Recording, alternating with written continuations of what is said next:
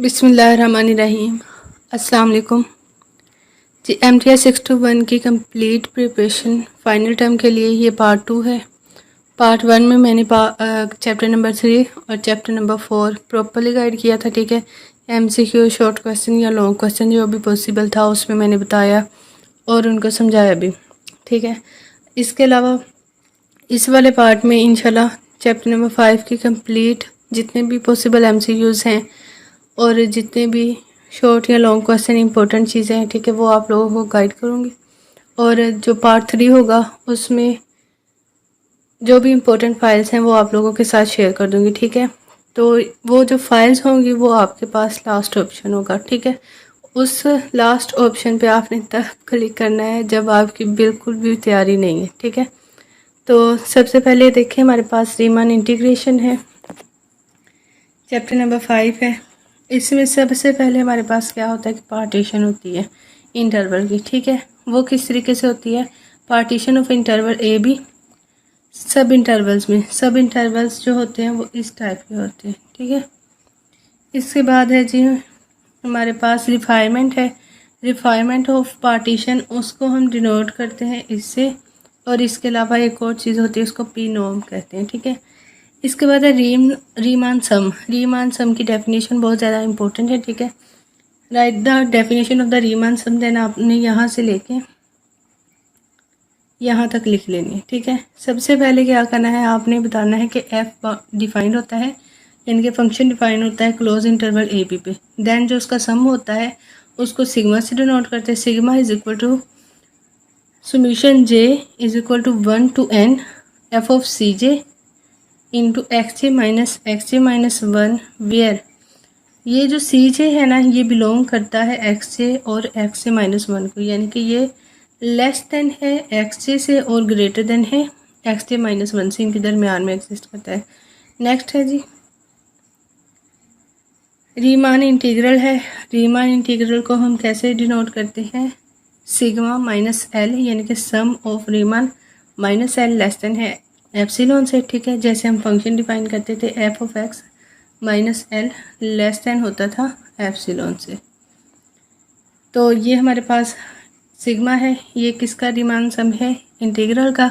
Then हमारे पास integral बराबर है एल की, ये चीज़। ठीक है, उसके बाद है कि अगर हमारे पास इंटीग्रल है एग्जिस्ट करता है, if Riemann integral exist then it is unique. ठीक है, ये एमसीक्यूज़ के हवाले से इम्पोर्टेंट है। और इसके अलावा क्या है जी, अच्छा ये देख लें कि हमारे पास अगर फंक्शन गिवन है F of x is equal to 1, then उसका जो इंटीग्रल होगा वो किसके बराबर होगा? b माइनस ए के। ये भी इम्पोर्टेंट है एमसीक्यूज़ के हवाले से। ठीक है, ये इसका आंसर लिखा हुआ है। नेक्स्ट है जी अगर फंक्शन बराबर है एक्स के, देन इसका जो इंटीग्रल होगा वो किसके बराबर होगा? वो इसका इंटीग्रल बराबर होगा हमारे पास b minus B square minus A square और इस चीज़ के। ठीक है, B square minus A square over 2, इसका जो इंटीग्रल होगा वो इस चीज़ के बराबर होगा। नेक्स्ट है कि function if F is bounded then F is not integrable on A B, ये इसको प्रूव करना है। ठीक है, इसके बाद है जी upper and lower bound. Upper bound को किस चीज़ से शो करते हैं? इससे कि बी के ऊपर बार होता है, और लोअर बाउंड को किससे शो करते हैं कि ए के नीचे बार होता है। ठीक है, अपर बार जो होता है, सॉरी अपर इंटीग्रल जो होता है वो इन्फीमम ऑफ ऑल अपर सम होता है, और लोअर इंटीग्रल जो होता है वो supremum of all lower sum होता है। ठीक है, supremum of all lower sum. इसके बाद हमारे पास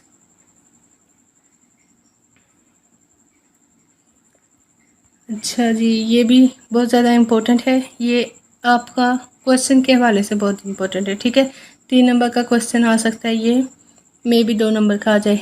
if F of x is equal to function हमारे पास इरेशनल होगा तो 0 उसका आंसर आएगा। ठीक है, अगर हमारे पास रैशनल है तो 1 आएगा। ठीक है, तो ये मैंने डिटेल में बताया है वैसे उसमें लेक्चर्स में, तो इसका एमसीक्यूज़ के हवाले से आंसर देख लें कि अगर हमारे पास इरेशनल है देन इसका आंसर 0 आएगा, अगर रैशनल है तो इसका आंसर b माइनस ए आएगा।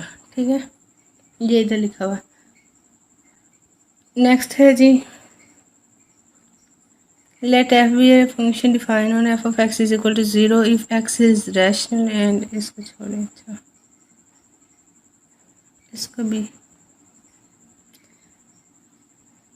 अच्छा जी, अच्छा मेन चीज़ है कि अगर हमारे पास फंक्शन बाउंडेड है क्लोज इंटरवल पे, देन इसका जो लोअर इंटीग्रल होगा ना वो लेस देन होगा अपर इंटीग्रल से, ठीक है।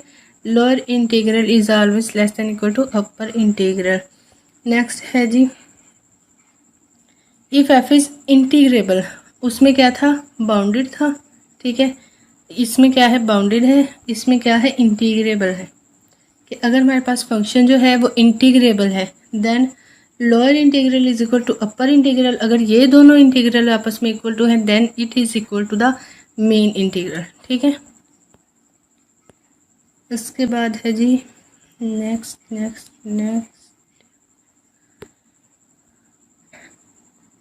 If F is bounded on close interval A B, अगर बाउंडेड है क्लोज इंटरवल ए बी पे, ठीक है, और हमारे पास एक फंक्शन जिस तरह से इक्वल टू होता था एल के, तो अपर इसका लोअर इंटीग्रल बराबर है एल के, अपर इंटीग्रल बराबर है एल के, और दोनों इंटीग्रल एल के बराबर है, देन जो इसका मेन इंटीग्रल है वो भी किसके बराबर होगा, एल के, ठीक है। अगर upper and lower integral equal to है एल के, देन इंटीग्रल भी क्या होगा, इक्वल टू होगा एल के।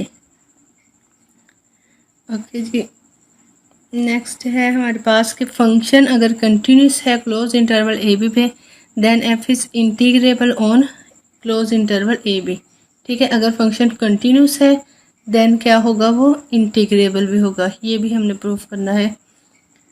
और इफ़ एफ इज़ मोनोटोनिक, अगर हमारे पास फंक्शन जो है वो मोनोटोनिक है, देन वो भी क्या है, इंटीग्रेबल है। और हमारे पास इधर क्या है कि दो फंक्शन है एफ प्लस जी, ठीक है। एफ प्लस जी अगर इंटीग्रेबल, एफ और जी इंटीग्रेबल है, ठीक है, सेपरेटली अगर एफ भी इंटीग्रेबल है और जी भी इंटीग्रेबल है, देन एफ प्लस जी क्या होगा, वो भी इंटीग्रेबल होगा, ठीक है। तो फंक्शन में जिस तरह हम डेरिवेटिव लेते हैं, पहले का इंटीग्रेशन दूसरे का इंटीग्रेशन, इसी तरह हम लोगों ने इंटीग्रेशन लेनी, ठीक है। नेक्स्ट है जी, determine whether f of x is equal to 1 plus x is integrable on A B, ठीक है। इसका क्या लेना है, इंटीग्रेशन लेना है 1 प्लस एक्स के, एक्स का। तो जब हम 1 का डेरिवेटिव लेते हैं तो वो हमारे पास किसके बराबर आ जाता है, यहाँ पे इन लोगों ने किसी और तरीके से लिया है, मैंने हैंड आउट से किसी प्रॉपर तरीके से लिया है, ठीक है। तो ये वाला ना करना आप लोग, ठीक है। वहाँ पे मैंने इसका 1 का इंटीग्रेशन लिया था, वो आया था 1 यानी कि एक्स आ जाएगा, ठीक है, और एक्स का आ जाएगा एक्स का स्क्वायर ओवर 2, ठीक है, प्लस, तो यहाँ पे आ जाएगा बी माइनस ए, और यहाँ पे आ जाएगा बी स्क्वायर माइनस ए स्क्वायर ओवर।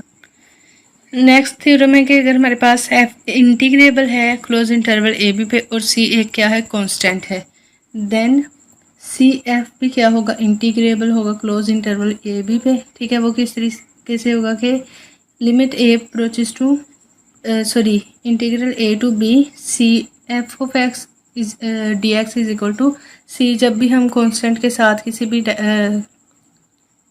फंक्शन का डेरिवेटिव लेते हैं, ठीक है, तो कांस्टेंट जो होता है वो बाहर आ जाता है और उसके बाद हम दूसरे का फंक्शन का इंटीग्रेशन ले लेते हैं, ठीक है।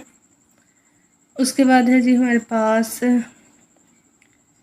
अगर फंक्शन जो है वो इंटीग्रेबल है क्लोज इंटरवल ए बी पे, तो जो उसका मोड होगा वो भी इंटीग्रेबल होगा क्लोज इंटरवल ए बी पे। ये सारा रीड आउट करने वाला है, ये आप लोग अच्छे तरीके से एक दफ़ा हाईलाइटेड जो पॉइंट है मैंने किए हुए हैं ना, ये एमसीक्यूज़ के हवाले से एक दफ़ा आप लोग खुद ही रीड आउट कर लेना, ठीक है। इसके बाद है जी हमारे पास, ओके,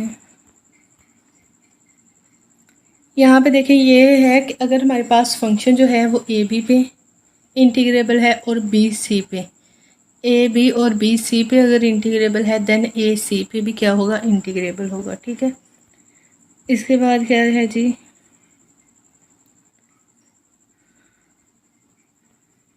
वही चीज़ें रिपीटेड हैं, ये बहुत ही ज़्यादा इम्पोर्टेंट एग्जांपल है, ठीक है। MCQs में भी ये आ सकती है, ठीक है। तो इसका आंसर आप लोगों को निकालना आना चाहिए कि आप लोग कैसे निकाल सकते हैं। ये जो फंक्शन है वो x पे क्या आंसर देता है, 1 देता है, ठीक है, सॉरी 0 देता है। x पे ये आंसर 0 देता है। इसके अगर हम लिमिट अप्लाई करेंगे, ये मैंने डिटेल में पढ़ाया हुआ है, समझाया हुआ भी है चैप्टर में, ठीक है। तो आप सॉरी लेक्चर देख लेना अच्छे तरीके से एक दफ़ा। बाकी इसका आंसर इस वाले फंक्शन पे 0 आता है और इस वाले फंक्शन पे 2 आता है, ठीक है। उसके बाद है जी हमारे पास के f prime is integrable on close interval A B, then a to b f prime of x is equal to f of b minus f of a। ये भी MCQs के हवाले से, ये लॉन्ग क्वेश्चन के हवाले से इंटीग्रेशन बाय पार्ट है, ठीक है। इंटीग्रेशन बाय पार्ट्स हम लोग किस तरीके से करते थे, ये जस्ट रीड आउट कर ले, हाईलाइटेड पॉइंट है, ठीक है, MCQs के हवाले से। बाकी यहाँ पे कुछ नहीं है मुझे लगता है MCQs वाला। ये दोनों लास्ट वाली एग्जांपल्स हैं, ये बहुत ही ज़्यादा इम्पोर्टेंट है, ठीक है, लॉन्ग क्वेश्चन के हवाले से भी और MCQs के हवाले से भी। MCQs के हवाले से अगर बताओ, इसका आंसर भी 1 आता है और दूसरी वाली एग्जांपल का आंसर भी 1 ही आता है, ठीक है। इसका सोल्यूशन मैंने नोट्स में दिया है, देख लेना आप लोग। और ये हमारी जो वीडियो है कंप्लीट हो गई। थैंक यू, टेक केयर, अल्लाह हाफिज़, अस्सलाम वालेकुम।